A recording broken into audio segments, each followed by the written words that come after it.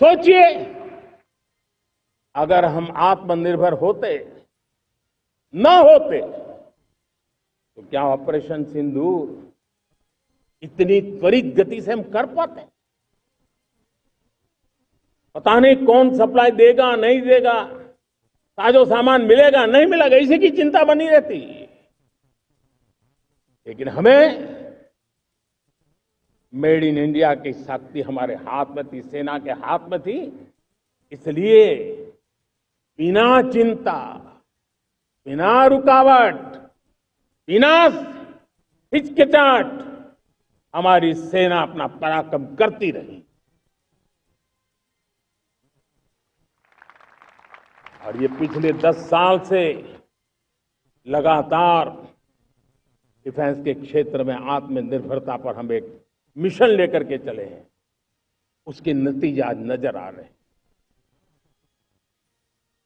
साथियों, मैं एक और विषय पर आपका ध्यान आकर्षित करना चाहता हूं।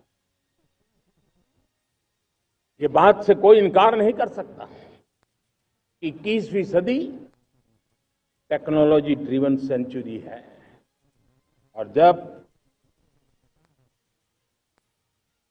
टेक्नोलॉजी ड्रिवन है और इतिहास की तरफ नजर करें तो पता है, इतिहास गवाह है, जिन जिन देशों ने टेक्नोलॉजी में महारत हासिल की, वो देश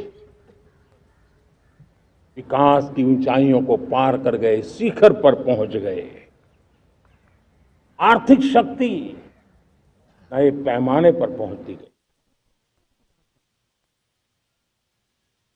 हम जब टेक्नोलॉजी के अलग अलग आयामों की बात करते हैं, तो मैं आपका ध्यान आकर्षित करता हूं सेमीकंडक्टर्स पे। उदाहरण के तौर पर बताता हूं, मैं यहां लाल किले से किसी सरकार की आलोचना करने के लिए खड़ा नहीं हुआ और नहीं मैं करना चाहता, लेकिन देश की युवा पीढ़ी को जानकारी होना भी उतना जरूरी है। हमारे देश में 50-60 साल पहले सेमीकंडक्टर को लेकर के फाइलें शुरू हुई। 50-60 साल पहले फैक्ट्री का विचार चालू हुआ।